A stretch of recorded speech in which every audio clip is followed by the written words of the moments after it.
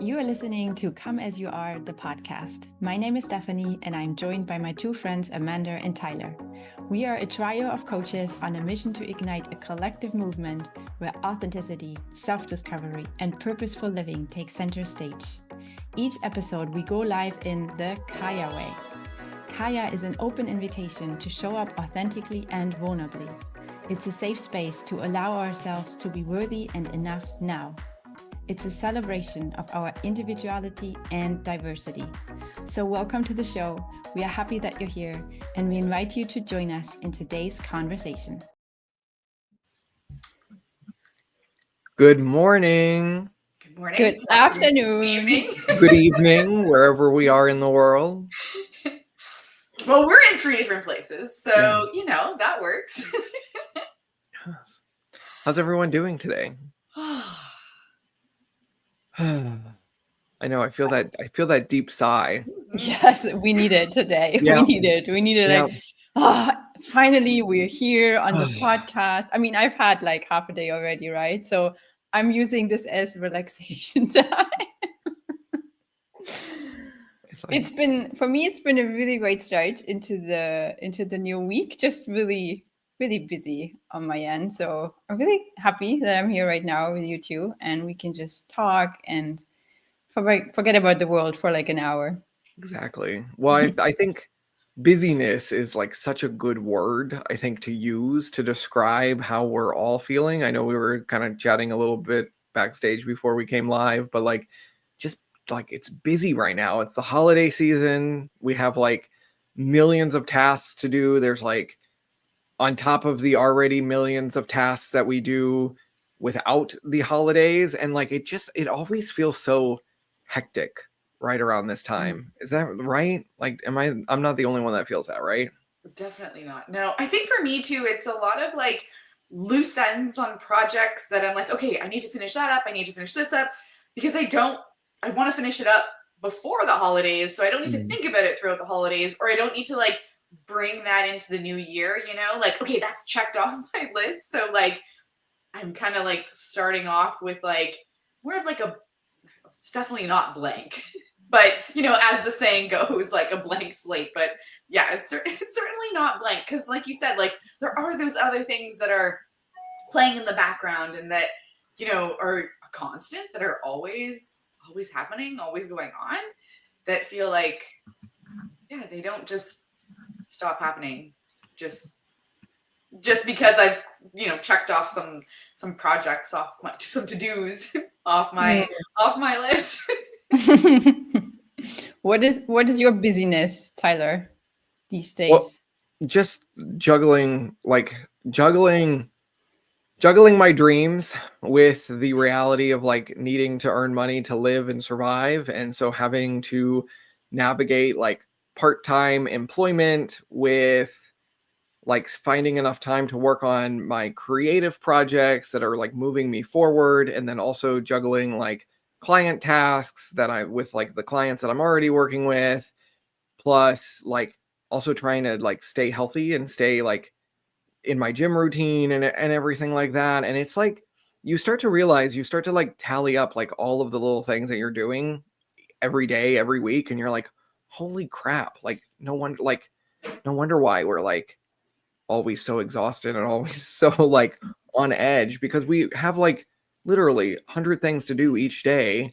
And I'm always like, I'm happy if I get to like 10 of those things. I'm like, yes, good day. Like I made a little chip. And you know what I find very interesting is, as I've like taken this plummet, I'm not even going to say leap, because it's felt more like a plummet into entrepreneurship and going out on my own and trying to build this out, and like no plan being all of this. It's like you have to get really comfortable with never being done. Like, when I just worked like a 9 to 5, like I could go in and I could set my schedule or my, my tasks, and I could be like, okay, these are the things that I'm going to finish today. And I would get like the satisfaction of like actually like crossing off the to-do list. And then at the end of the day, I'd be like, like beautiful, I got all of my little check marks, But in entrepreneurship, there are like the to-do list is never ending. And so you never get that like real satisfaction of like, oh yes, that's fully complete. And I feel that, I feel that just a lot recently where it's like, okay, like, I keep looking at my list and I'm like, oh, it's growing longer and longer, and there's more and there's more and there's more. And so it's definitely overwhelming, I think. And I think having to navigate that, plus for me, now this is very American culture here. Like I picked up a part-time job because I knew when I took this leap into like my no plan B, going all in on myself, that I was going to need a little bit of like stable income to like float me as I'm navigating all of this. So I said, I'm going to pick up a part-time job.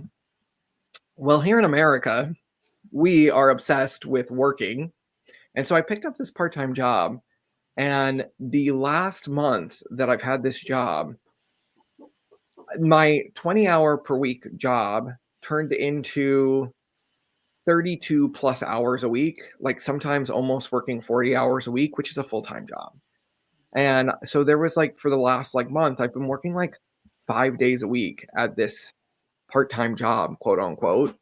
And so that has been very interesting because it was like I really haven't had the time to sit down and really focus in on all of the to-dos and all of the little itsy bitsy things. And it's those itsy bitsy things for me that like are the hardest to like accomplish, because it's like so easy to forget. It's like, oh, I was supposed to do that. And then it's like, ooh, I had this little task over here. And so like I have an idea of my big picture and my big tasks, but it's those little itsy bitsy teeny weeny tiny things.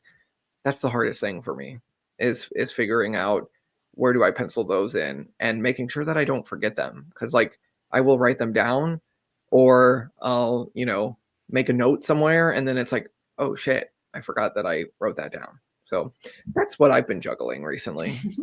Navigating this part-time job with my dreams. So well, I can jump on that boat. I think, as always, Tyler and I were so in the same boat. What a surprise.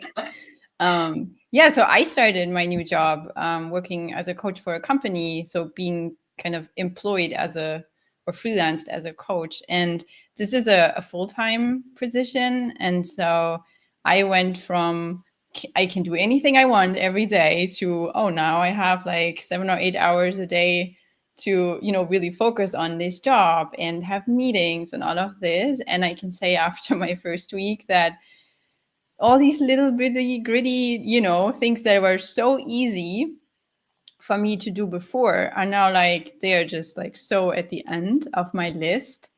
And I really like, I feel like my whole life is like flipped upside down, or someone just pulled the rug from under me, and things that were so normal for me in the morning to do a workout, or, just have more time to just walk my dog. All of these things are like gone now.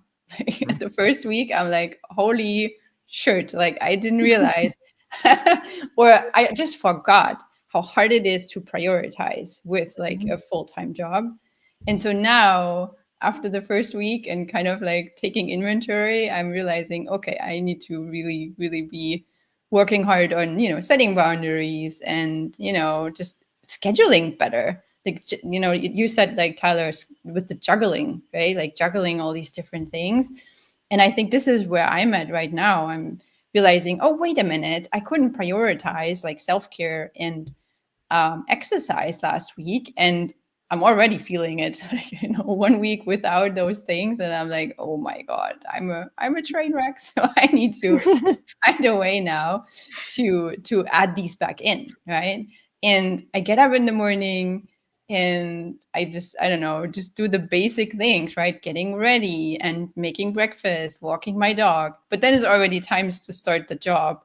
So I'm now trying to find a way to get in enough sleep, get up in the morning, do a workout, right? I love that you are like all nodding your head. So like, I don't know. But if I did all the things I wanted to do in the morning, I'm very much a morning person. I love to get up early and get things done, but I'm not a morning. I'm not like getting up in the middle of the night person, right? So if I wanted to do all the things in the morning, there's not enough time. So now the question for me is like, okay, how do I do this? Like, is there a magic potion I can drink? And I mean this like in a funny way. I mean this in a funny way. It's a magic potion I can drink. So I just fall asleep by 8 p.m. so I can get up early enough to do all this.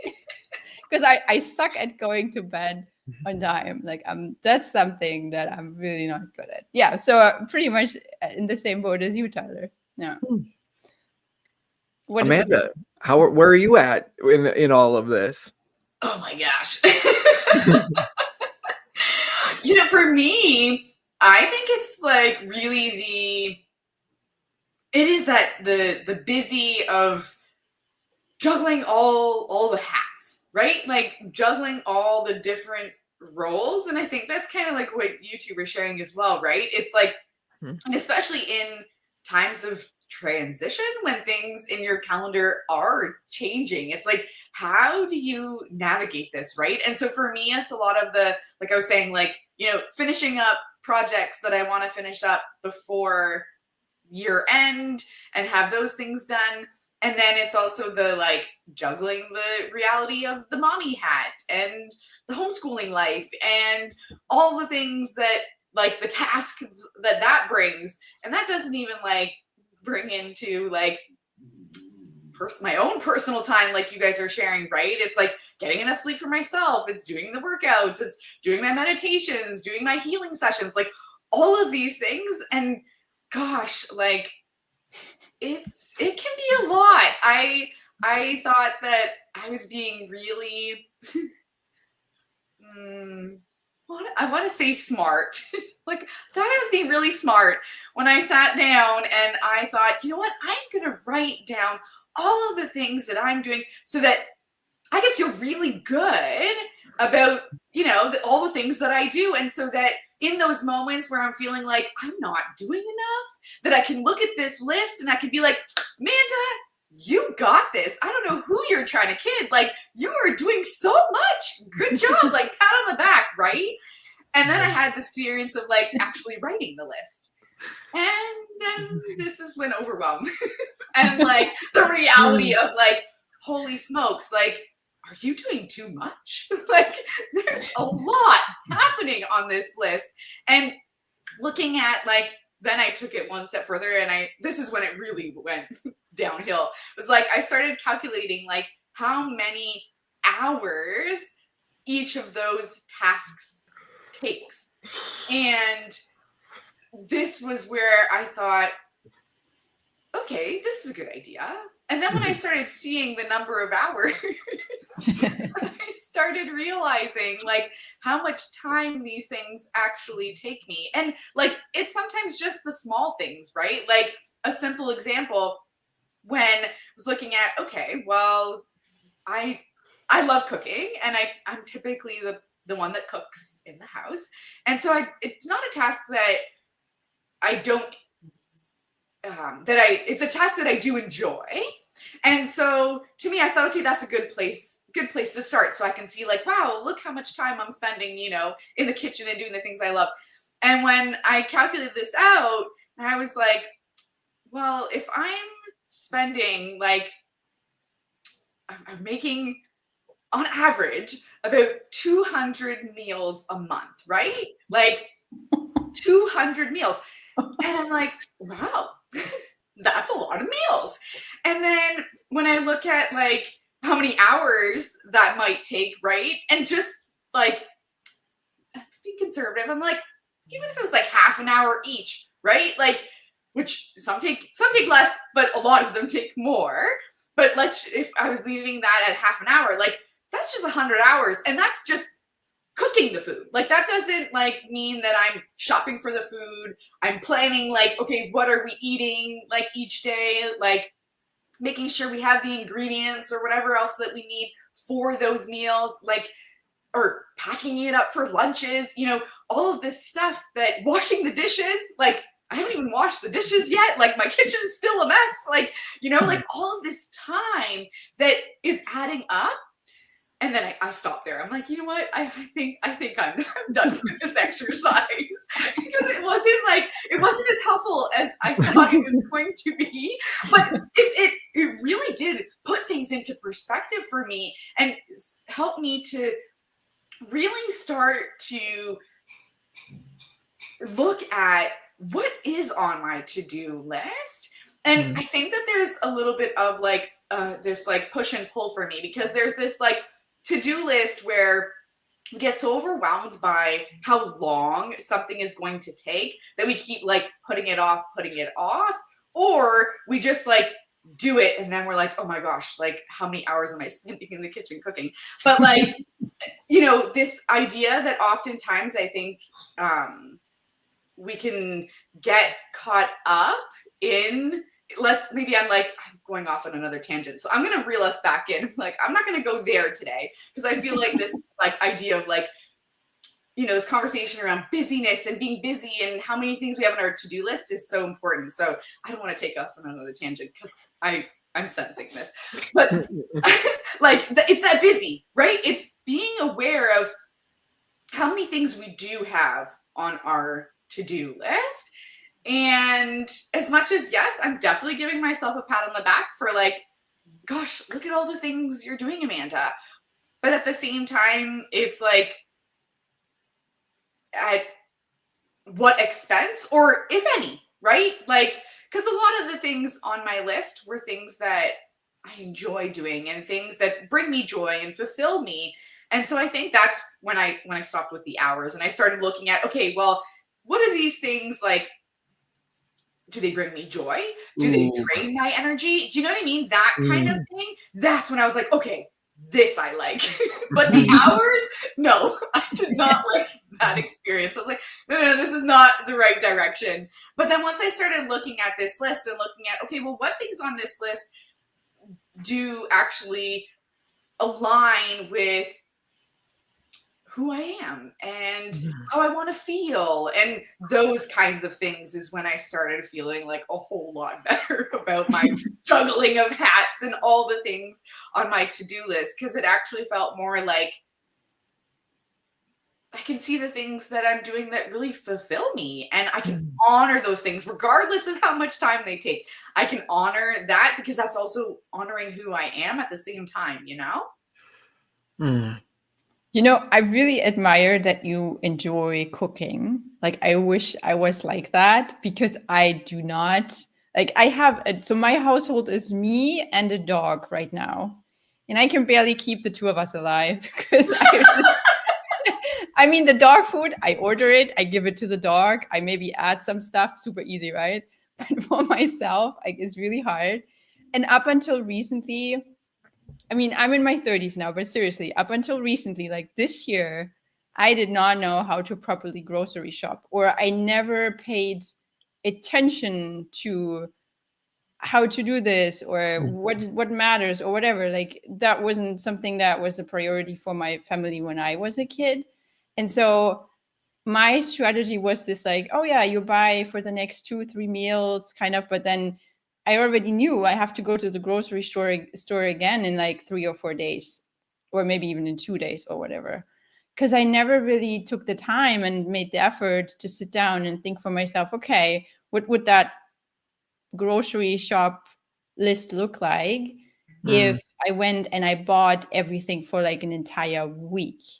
So and of course, if you go more often, first of all, you spend more, I think, and also it takes more time, right? Going once per week is definitely less time than going twice or 3 times per week to the supermarket. And I have it easy with supermarkets around the corner here, but still, it's like time I have to take. And also, I don't know, grocery shopping isn't something I necessarily enjoy. It's for me more of a necessity. So I've added more things that, you know, coming back to what you said, Amanda, I really love this. Like, what is bringing me joy, what's not bringing me joy. So I added unnecessarily more visits to the grocery store which don't bring me joy to my list. So a couple of weeks ago, I actually did this, where I sat down, I said, come on, Stephanie, you can write a grocery list and you can go shopping for a week. And I've been doing this for a couple of weeks now, and it works. And like, I'm so much more mellow and I'm so much more chill. And it's also giving me a little bit of like peace, because I don't have to think about it constantly. I don't have to constantly think about, oh, this needs to be added to the grocery list, because I know I will have my time when I sit down and I actually write down all the things I will go shopping for, and not do it like in between every day. That was also really stressful for me. So yeah, it took me a really long time, but now I finally have a system that works better. I still don't enjoy cooking, but at least I have a bit of a better organizational system around it, I would say. I will say, though, that there are other things that I enjoy doing in the household. For example, like vacuuming. Like, I love that. Like, you could send me vacuum cleaning all day. I find it so meditating and so like satisfying. And I have a vacuum cleaner with like a little light. I don't know if you guys have these, but yeah. So if it's a little darker in the room, and you would think like, why would you vacuum clean when the lights are off? Because you don't see anything, but you actually see the dust on the floor much better with the vacuum cleaner light. So it's very satisfying for me to vacuum and then see all the dust and all the hairs be gone, and then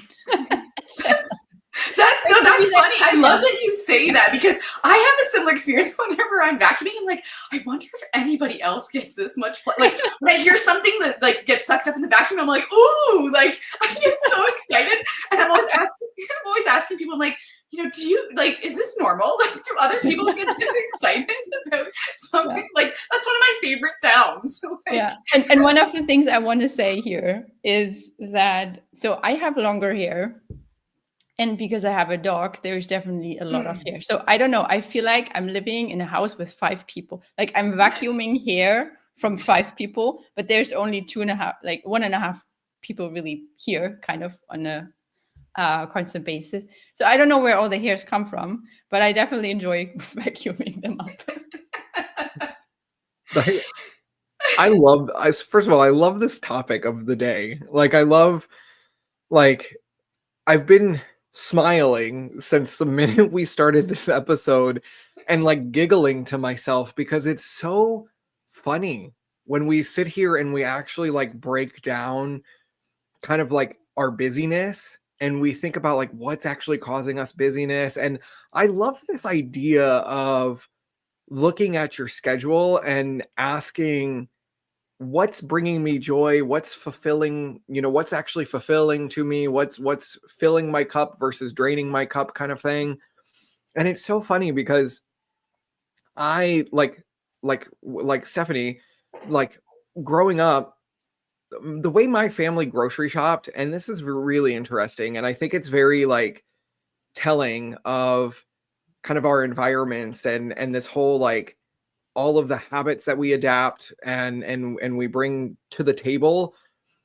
Like, growing up, the way my family grocery shopped, and it still happens, like my grandma does this too, like still today, like they just go buy whatever's on sale. So like grocery shopping was like whatever's on sale, like that's what got into the cart. And I can't cook like that. I can't think like that. Like, I am not creative enough in the kitchen to like go to the grocery store and be like, oh, this chicken's on sale, or these like this sirloin steak's on sale, or like whatever. And then just be like, oh, I'm going to throw this together, and then we're going to pair it with carrots, and like, we're going to make this. I can't do that. I cannot do that. But when I was living alone in Chicago, that was the first time that I really like was on my own, and I had to figure out like the whole, how do I manage a kitchen, and how do I meal prep, and how do I plan? And so for me, what worked for me is getting very specific with like, okay, I know I'm going to eat these meals this week, and then going to buy the ingredients just for those meals. And that's how I like to keep my refrigerator. That's how I like to keep my cabinets. And it's so interesting because I'm living at my grandma's right now.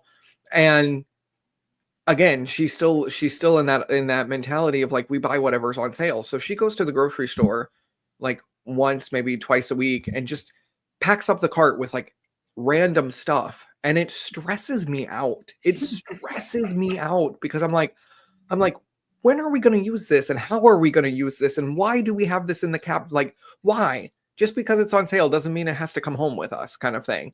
And so like, for me, I would consider myself, when it comes to like cooking and when it comes to meal prepping, I would consider myself like a minimalist, in that I would keep my refrigerator super bare, only with like, what am I using that week to like cook and to meal prep? And like, And like, if you open our freezer right now, there's so much crap in that freezer, and it's so stressful. It's so stressful. Like that does not fill up my cup. That brings me a lot of like stress and anxiety versus like, I like going to the grocery store and I like picking out the produce and like actually touching the foods. And like, to me, I find grocery shopping meditative.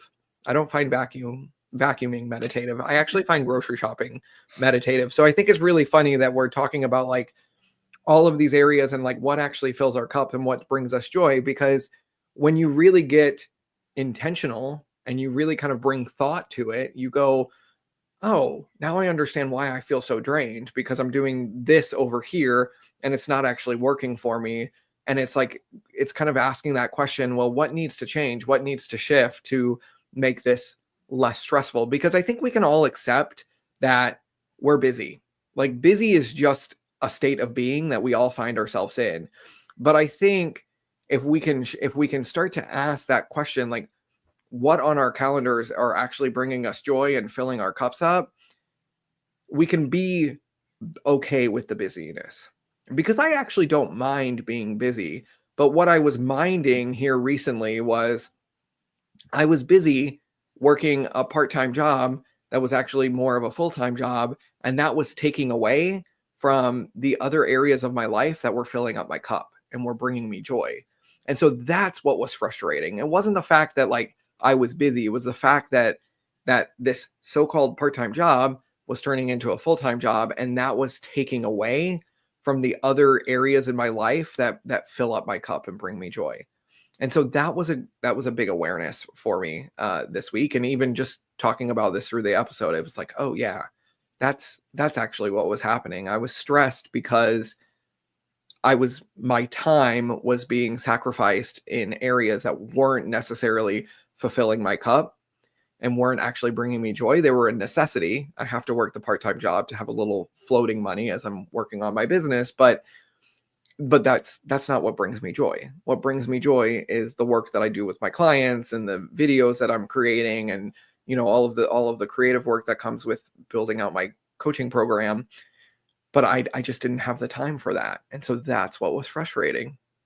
So very interesting how we can still be busy, but we can be joyful busy or like miserable busy.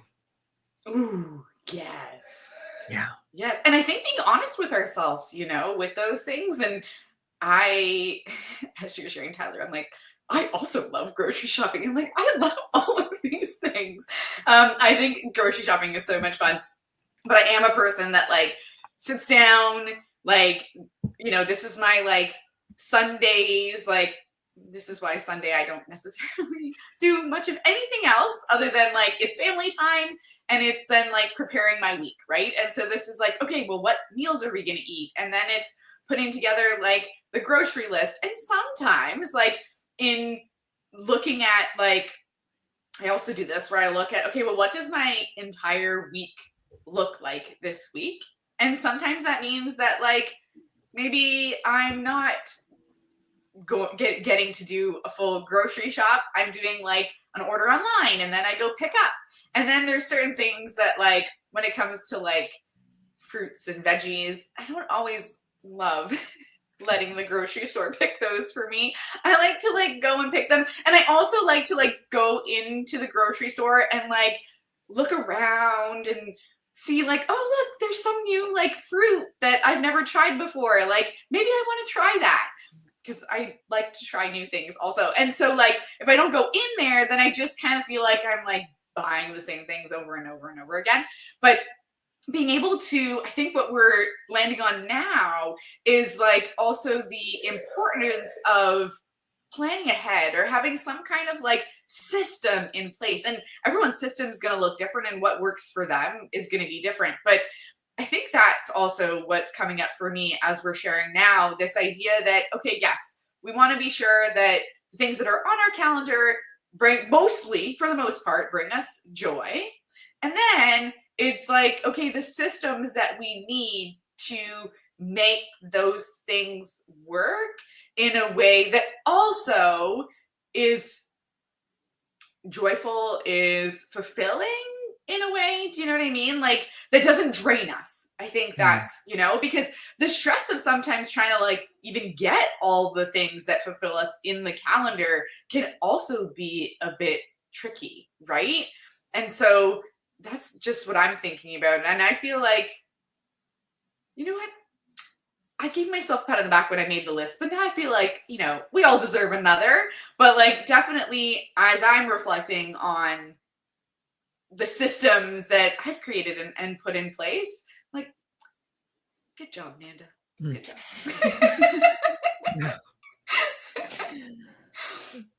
You know what? Go ahead. Go ahead, Steph. What I'm realizing right now is, and I've been there before, I just didn't have the words or the, understanding that I'm having right now from this conversation. I've been in this place where I wasn't so busy, but it felt much busier because there were not enough things that I enjoyed on my daily things to do.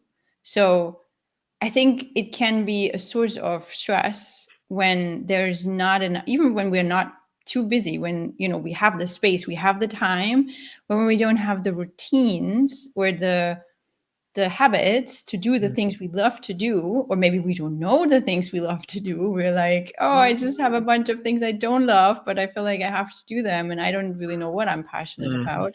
That this can be like at least for me, this huge source of stress or of just like not feeling good. So that's, I just wanted to throw this in, like, wow, I'm realizing this. Oh, I've been there. I just couldn't explain what I was feeling. And I think the strategy I did back then was to say, okay, I need to do less, right? I thought I was just overwhelmed. And then I had like a lot of anxiety over my energy because I thought like, oh, I'm not doing so many things. Why am I so drained all the time, like energetically? And I was worried that there was something off with me or whatever. But I mean, I kind of knew there was nothing wrong, but also you do worry in those kinds of situations.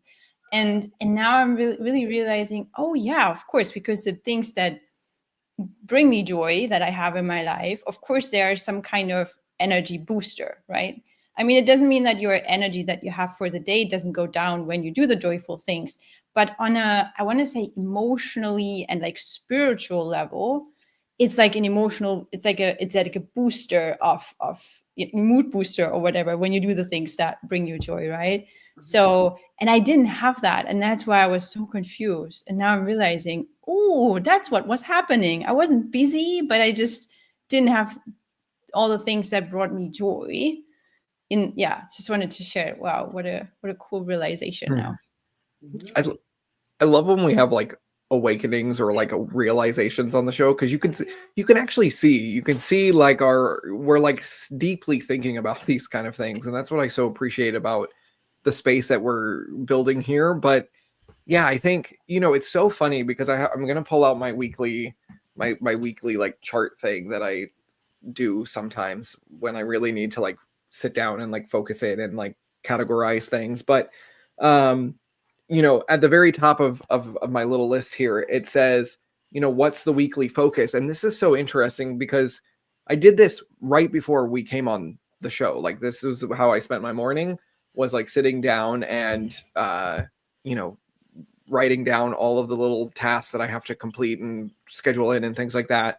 And my weekly focus, and I love that this is the weekly focus because it fits so perfectly with what we're talking about today, which is my weekly focus was being intentional with my time, and I just like, I mean, it's so cool that we're having this conversation because I think, one, you have to, like, as we've been talking about, you have to have the awareness that, oh, something is causing me to be really stressed out and really like something's agitating me about my time management right now. What is it? We have to, one, come in and have that awareness and be able to kind of like look at our calendars and look at the tasks and ask those questions, like, is this task bringing me joy, or is it something that I dread doing?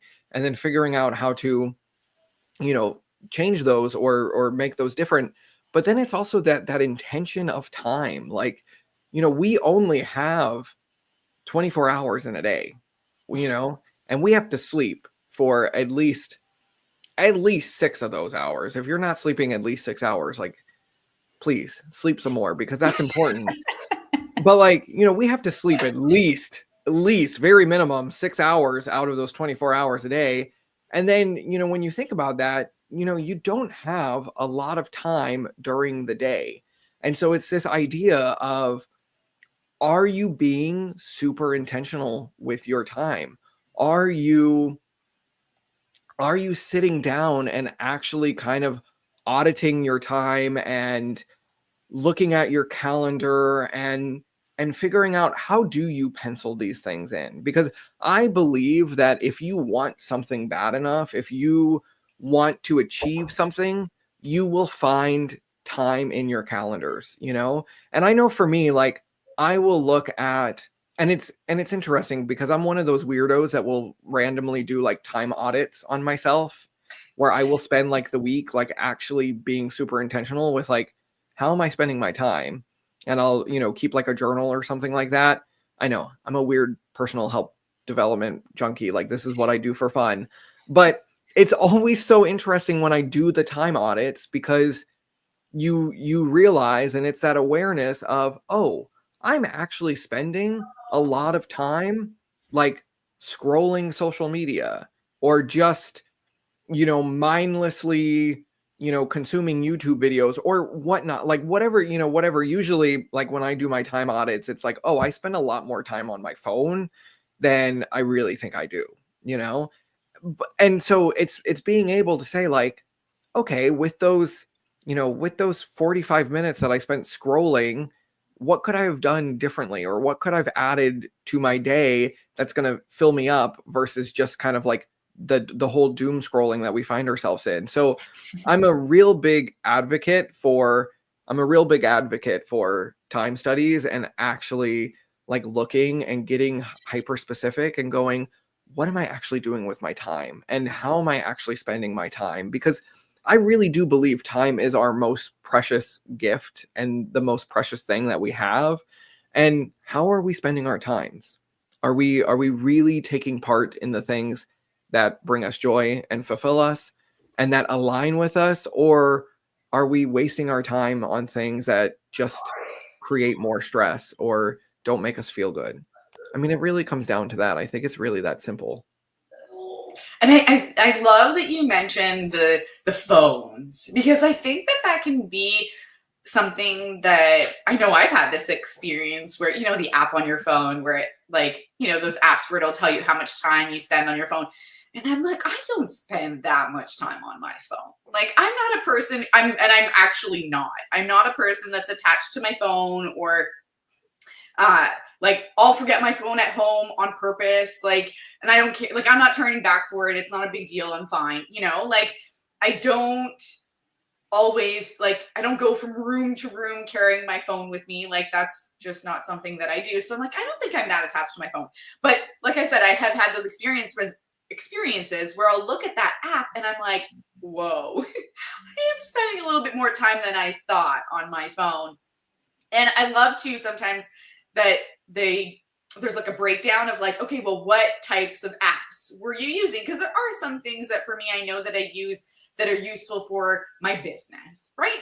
And so like our phones have become part of our businesses and that way of direct communication and all those things. So for that, I'm like, okay, well, that's fine.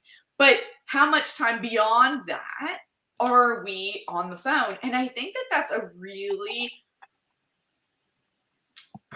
great way to start being more mindful with our time. Because I think that for the most part, like, our phones are created in a way to, like, they're created to be addictive. They're created to keep wanting us to come back more and more and more and just keep consuming content. So it's very easy to fall into that rabbit hole, to do the doom scrolling, all of those things. So this is not like a judgment in any way whatsoever. This is the reality of the technology. And so I think our responsibility then is to be mindful of how we're using the technology. And so look, checking in with these apps and seeing, how often are we actually using our phones? Or also, like, something that I love to do every once in a while is I'll do like a social media detox. So what that is essentially like, I'm not going on social media for several days, and the duration depends on how I'm feeling in that moment, but these things. And so I think if we really want to see how we're often spending our time, put your phone away and see even just see how often you're picking up your phone. Because when I do these detoxes, I'm always blown away because I'm really even more intentional. Part of the detox for me is like to be really intentional with like being present and look at my environment and seeing what's going on around me. And so when I do that, I start noticing like I'm waiting for my Starbucks and like 90% of people are checking their phones, like, and or I'm walking in the mall and I see like a group of people together. They're all on their phones. Or you go to a restaurant, nobody's talking, everybody's on their phone, And so like when we start to notice how we're spending our time, because I think that as much as, yes, the phone can be a great tool or a great asset in a business, it can also be a liability. And being mindful, not even just in a business, I think in like a universal sense, like everyone can relate to this with the phones and how it just consumes our time. And that can often be a time sucker, if you will. It's not like something that's really, yes, I can also be super mindful with like, okay, what does my social media feed look like? And I'm following inspirational things and that brings me joy and that fulfills me, blah, blah, blah, blah, blah, like all the things that we've talked about already. However, it's still, in my opinion, I think we still need boundaries. We still need a container. Just because my social media feed brings me joy doesn't mean that I'm going to sit there and scroll for, 20 hours. Well, I need 6 hours to sleep, right, Tyler? So like, yep. at least. And I need more than 6. I'm not a 6-hour person. Like give me like 9, 10, then I'm like, yeah, this is good. But right, I think the phones are one of, if not the most time consuming without like mindless. Do you know what I mean? Like it's the mindless, it's the, we get on a tangent and we, do one more video. And then we just like fall down the rabbit hole and it's 2 hours later and we're like, when did that happen? So I think the phones, I'm so glad that in this conversation that came up, because I think that is one of our biggest, like I said, time suckers. Like I think that takes up a lot more of time than we think, and also than it probably should. Especially, I love that you mentioned this, because especially these days, I don't know what it is, but the last few days, I picked up my phone for certain things, and then like a minute later, I put it back down, and then I was like, oh wait, I actually wanted to check the weather. Let me go back. Or wait, what time was it now? I wanted to check the time, right? So I'm at this stage now where I'm done with the phone. I mean, I'm going to use it, but I will, for example, one of the things I want to do is order one of those weather station thingies that you can install on your window, and then it tells you the weather. So I don't have to use my phone for that, for example. Or what I do right now is that I have my phone as my alarm in the morning, because I don't feel that my phone in the bedroom is like, killing my sleep or whatever. So I just use it. I don't know. But I want to find like a alarm clock, like a radio alarm clock or whatever you call those things, that has like no lighting. You just don't see the time, or you can dim it or whatever. And so that I don't have my phone in the bedroom, for example. Like there's all these little things that I'm thinking about already, and I really want to put this into action soon, that I have less reason to open my phone, because I don't know. I guess it also depends on, what your mental state is and everything and what's going on. But the last few days, I don't know. I took my phone and I wanted to like check something like the weather, and I put it back down a minute later, checking like Instagram or whatever. And I'm like, wait, that's not what I opened my phone for. These algorithms and the way that everything is set up, especially on Instagram and Facebook and TikTok and what their names are. And they're so freakingly designed to be addicted in 3 seconds and to keep you on them, right? So it is so hard to say no. It's really so hard. Yeah. I'm just thinking, just say no, which was back in the 80s here in the United States, that was like the DARE program, which is like the whole it was like a whole drug awareness program that they started with like teens back in the 80s. And it was like, just say no. It was like, just say no to the drugs. Well, I mean, that's kind of where we're at now with technology and with like the doom scrolling of social media and all of these spaces where it's like, y'all, we just have to say no. And like, we really do. It's that, again, coming back to the intention, it's coming back to the awareness building of all of this. And I have to shout out. So I bought a product. Now I'm one of these people. This is my downfall. I will get on social media and I will scroll and I will get consumed by the advertisements, as most of us do. And so I will buy random shit off the internet all the time. That is What did you buy, Tyler? That is my fatal flaw. So a couple of like I think it was a couple of months ago, I was scrolling and this advertisement came up. And the advertisement was for this product. It's called Brick. And it's this little device that you can that you can like attach to your refrigerator. It's like a magnet. And you can actually go take your phone and like tap the brick and it'll turn off like apps and it'll turn off like distractions. So you can go in and set up like, okay, I want a specific like no social media setup on this little Brick app. And so you can go in and you can tell Brick like, hey, I want to turn off Instagram and Facebook and YouTube and like all of the social medias.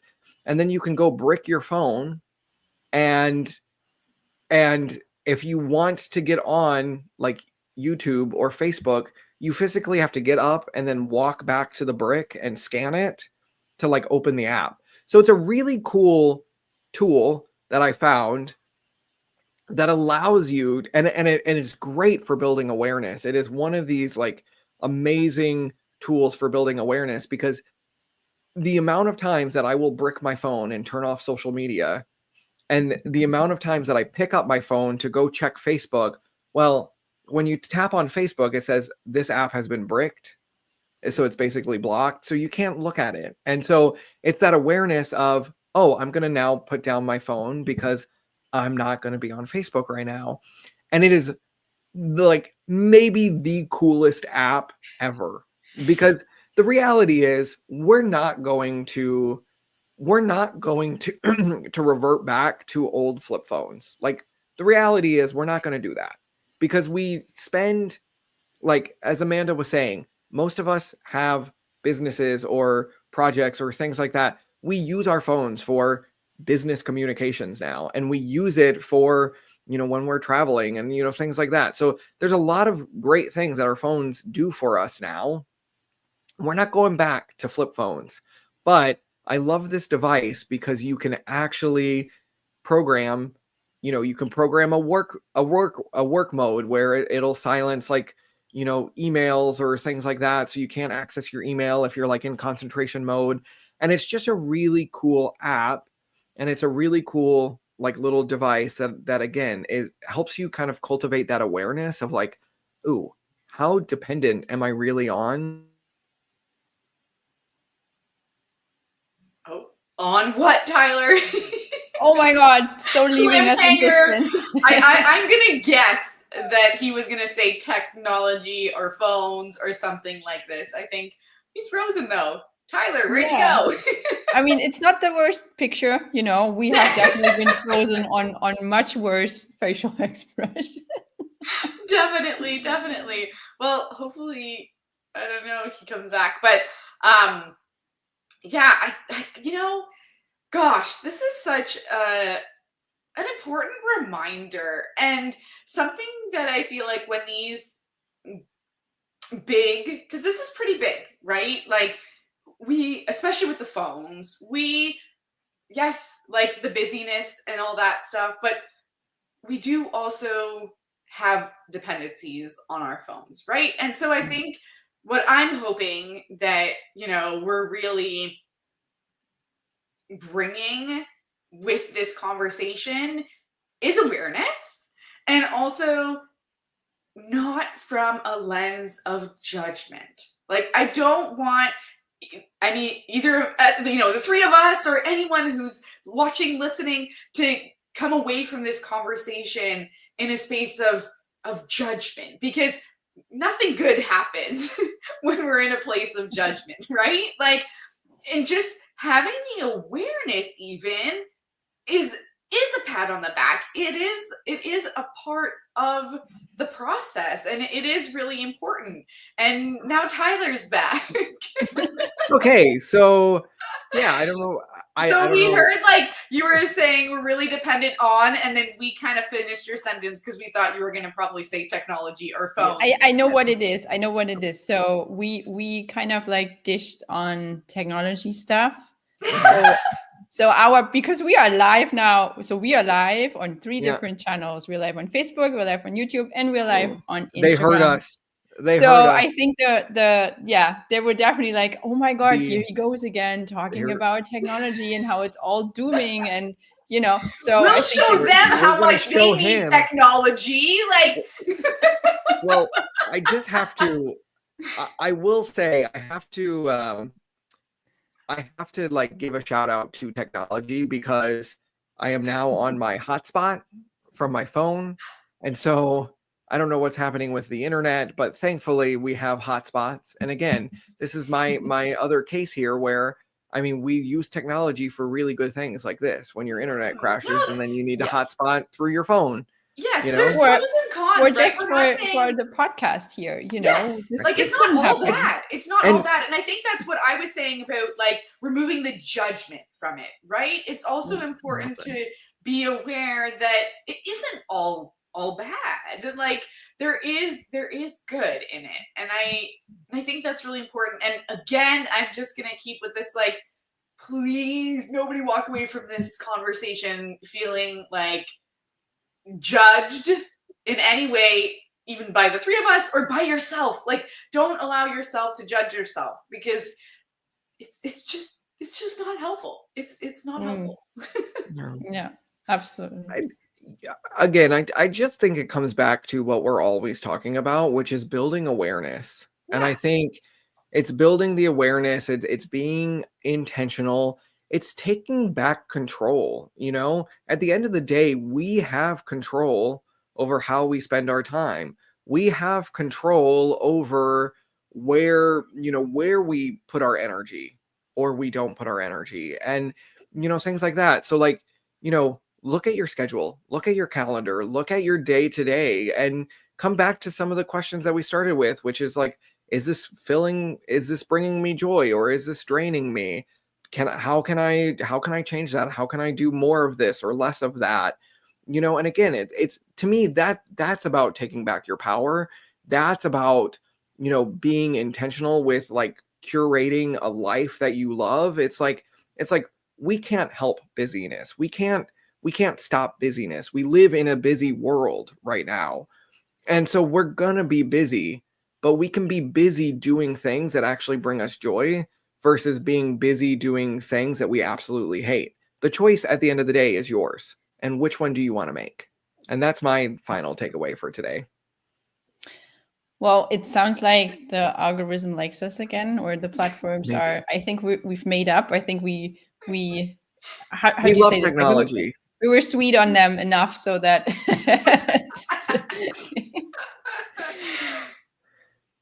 Yeah. So I don't know. I think what I'm taking away today is definitely this like revelation I shared earlier, and also that it can be very simple.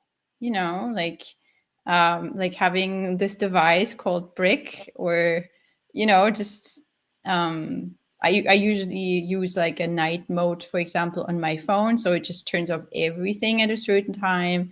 It's like those small things, and I think also then it can't be it won't get overwhelming if we just like, switch something up here and there, and then it's gone. And it's a journey. That's I think what I want to say. It's a journey, and it's okay. No one's gonna be perfect at the social media game. That's not the goal.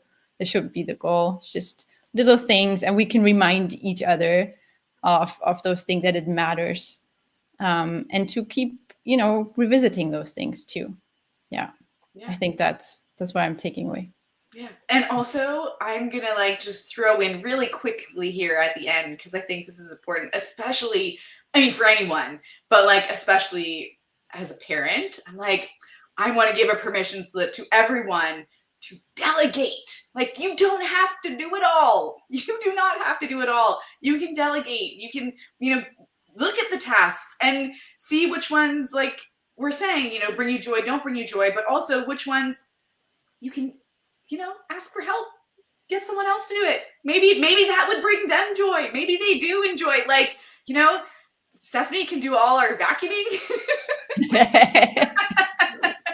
And you can do my cooking. And I can do the cooking. And Tyler's going to do the grocery shopping. Like, you see, like, what a great team, right? And lean into that. Lean into that, please. Like, we are all a team, right? And we can support each other, and we can ask for help. So I just want to throw that in there, because I think what a lovely note to end on. Aww. I love that. Lots of love. Yes, lots of love. So thank you everyone for joining us today, for watching, for listening, and we will see you again next week. See you next week. Bye. Thank you for listening to Come As You Are, the podcast. You can follow the show on Instagram at Kaya the Podcast, and on YouTube and Facebook by searching Kaya the Podcast. If you haven't already done so, please help us keep the conversations going by subscribing, rating, reviewing, and sharing this podcast. And be sure to join us next time for another deep conversation.